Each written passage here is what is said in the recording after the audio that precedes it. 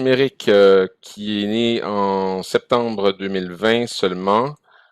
Finalement, après un an et demi d'existence du réseau ADN, visait à permettre de réaliser quelque chose d'essentiel, à savoir nous repérer dans la réalité des compétences numériques. En gros,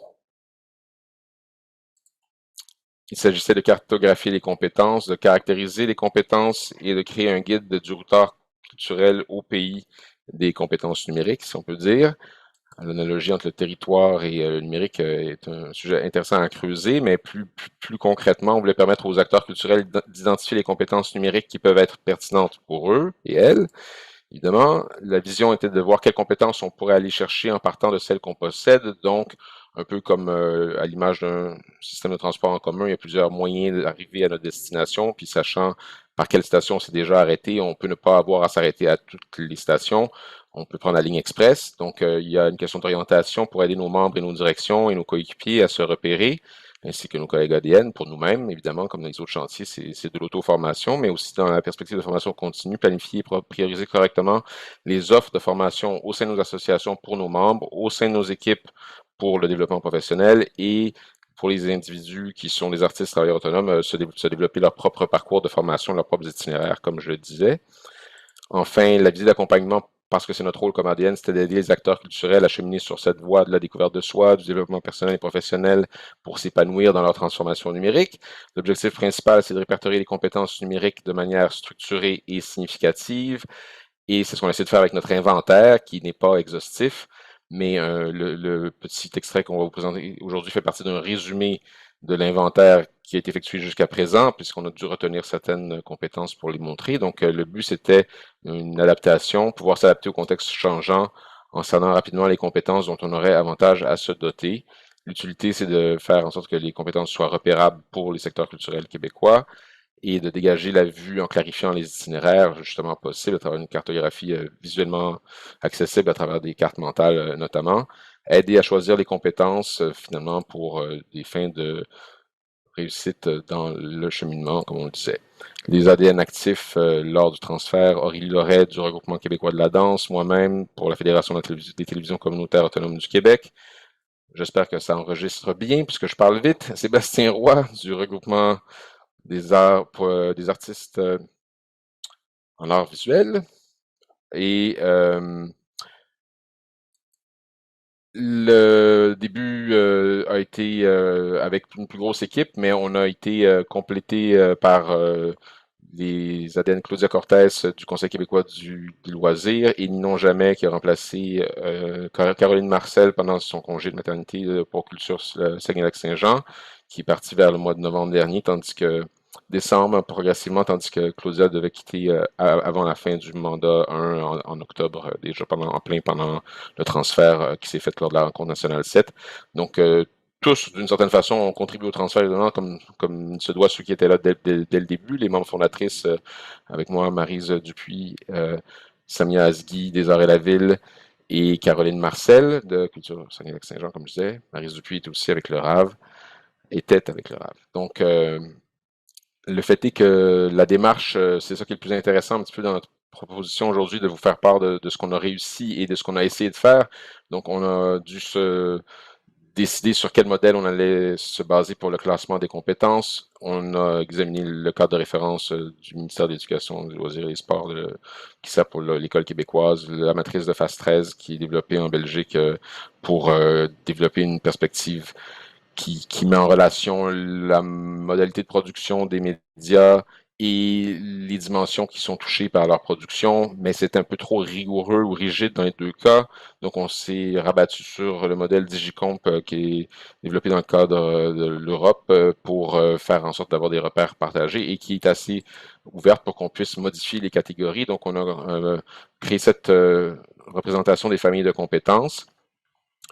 Notamment, on a ajouté les normes comme l'interopérabilité, l'accessibilité en relation avec la sécurité et on a ajouté la gestion aussi en lien avec la sécurité là, pour la troisième catégorie à gauche. La création de contenu numérique, c'était déjà là, la résolution de problèmes aussi. Ça a été transformé en fait en France par environnement numérique Mais nous, on a conservé, si on veut, l'aspect littératie numérique comme étant plus la vision générale et le côté plus technique se déploie davantage dans la catégorie qu'on a ajoutée informatique et équipement qui nous semblait manquer. Donc, on a des sous-thématiques ou des thématiques qui sont présentées ici. Puis, pour chaque compétence ou chaque famille de compétences, plutôt, pour chaque compétence, on a décidé d'abord méthodologiquement de se demander est-ce qu'on dit qu'elle appartient à une classe de compétences de niveau X, puis ensuite on définit au sein de ce niveau différentes compétences, ou si on définit une classe de compétences et au sein de cette classe différents niveaux, comme la racine, le tronc, puis les branches pour se spécialiser, comme aussi un tronc commun. Finalement, on a fait un compromis, c'est-à-dire que les familles servent à s'orienter au début, on éventuellement définit des thématiques aussi, et pour chaque thématique, on peut établir des niveaux de compétences. Et ensuite, s'il y a des sous-thématiques et des compétences particulières, elles sont associées à ces niveaux. Mais ces niveaux, c'est pas des niveaux de réussite dans l'acquisition de la compétence, mais c'est des niveaux de difficulté à acquérir la compétence pour permettre à nos membres de s'orienter et choisir lesquels ils sont prêts à essayer de s'approprier, si on peut dire. Pour ce qui est de la couleur des compétences, on en a deux, couleur technique ou couleur culturelle. Évidemment, c'est du numérique, alors on pense souvent que c'est que technique, mais c'est une des choses qu'on voulait faire passer comme message, c'est que c'est toujours les deux, c'est indissociable, mais c'est une question de degré. Et on a quand même fait l'effort de toujours se donner une décision, à savoir si telle compétence était plus de couleur culturelle ou de couleur technique, et parfois clairement culturelle ou très technique, mais il n'y a jamais une pureté technique ou culturelle des compétences. Elles sont toujours hybrides, si on peut dire. Ensuite, les plateformes et les outils utilisés rapidement. On a plutôt utilisé Trello au début et on a finalement déplacé tout vers le wiki et on a utilisé Mural plutôt que Miro pour un atelier collaboratif avec les ADN en octobre 2021. C'est ça pour avoir leur avis, pour cerner des compétences en fonction des personas dans nos milieux, parce que là, je n'ai pas parlé vraiment des publics cibles précisément, mais c'est nos organismes d'attache d'abord et éventuellement les organisations culturelles et les créateurs. Et précisément, ça peut être nécessaire de voir si on voit que la fonction qui va avec la compétence est claire, puis on le nomme quand on peut, quelles sont les fonctions visées par les compétences ou qui sont pertinentes pour lesquelles ces compétences sont pertinentes. Et le Mindomo, c'est pour la carte mentale ou les cartes mentales qu'on a pu créer. On n'aura peut-être pas le temps de voir des exemples, mais rapidement les apprentissages. Relativement au contenu, on a appris que les compétences numériques sont à la fois culturelles et techniques, même si on le savait déjà, mais on l'a rendu explicite et on a le souligné un peu à gros traits dans le wiki, vous verrez, on revient souvent là-dessus, mais c'est important. Et puis ensuite, on a utilisé une perspective.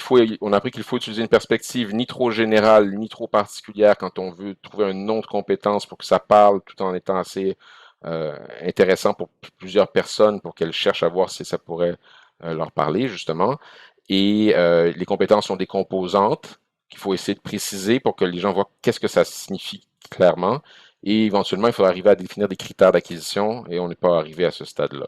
Mais c'est pas vraiment une nouveauté, c'est juste que c'est quelque chose qu'on peut pas contourner vraiment. Puis les savoir-faire, en termes de méthodologie, il fallait se donner des critères ou des repères pour déterminer dans quelle catégorie on classe les fiches. Donc, il fallait trouver comment on fait un modèle de fiche qu'on veut partageable, donc sous licence Creative Commons, et en même temps, ben, la caractéristique de la fiche, c'est d'être facile à utiliser, mais c'est pas si simple de trouver une façon de faire une fiche que des organismes pourraient remplir pour définir quelles sont les compétences dont ils ont besoin. On a essayé de faire ça, ça n'a pas été simple, mais on a commencé à préparer des choses comme des formulaires, puis préparer des informations dans le chiffrier en vue du transfert de données en lot vers le wiki. Ça a été un apprentissage qu'on a dû effectuer avec l'aide d'Antoine Beaubien de Méthode. Donc, les facteurs de succès, c'était un bon fonctionnement au sein de l'équipe, la motivation qu'on avait en rapport avec l'intérêt du sujet, les défis rencontrés, créer un référentiel de compétences digne de ce nom, c'était pas à notre portée avec les moyens qu'on avait.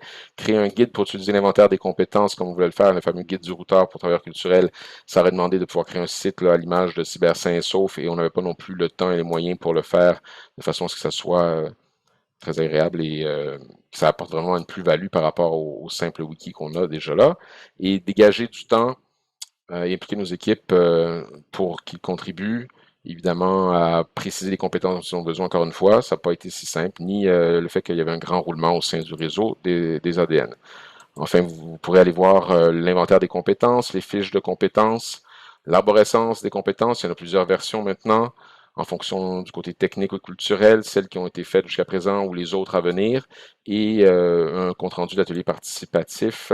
Donc, un exemple du tableau qui est l'inventaire des compétences, avec à gauche le nom, la difficulté, niveau 2 normal dans le cas de la première, la couleur, la thématique, la famille d'abord et la thématique en dessous, et ensuite la description et les mots-clés, ensuite les fonctions visées dans les organisations, et la cinquième colonne, à part l'identifiant numérique au début, c'est les composantes, et enfin le lien vers la fiche PDF et Google Doc. Donc finalement, des exemples de fiches wiki qu'on peut aller voir sur le wiki du réseau des ADN, et un exemple de l'arborescence avec les liens vers les versions Google Doc, mais on pourrait les changer vers les fiches wiki. Et finalement, on ne peut jamais présumer de l'avenir. Nous avons cru que nous pourrions avancer plus rapidement, mais le chantier des compétences numériques a souffert de divers départs d'effectifs ADN au fil du temps. On découvre toujours en cours de route qu'il y a d'autres manières de faire, en transposant les données de notre tableau Excel vers un chiffrier structuré de manière plus normalisée. Les données ont pu être exportées vers le tableau de l'inventaire et vers les fiches wiki, alors qu'on prévoyait faire une présentation plus visuelle dans le fichier Excel. Finalement, il a fallu faire une présentation plus fonctionnelle.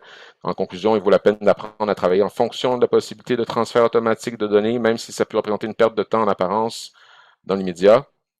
Et la littératie médiatique est au fondement de la littératie numérique, et la littératie informationnelle est encore plus fondamentale. On peut dire que les capacités linguistiques sont à la base de toute littératie. Donc, si vous avez des questions, je suis à votre disposition.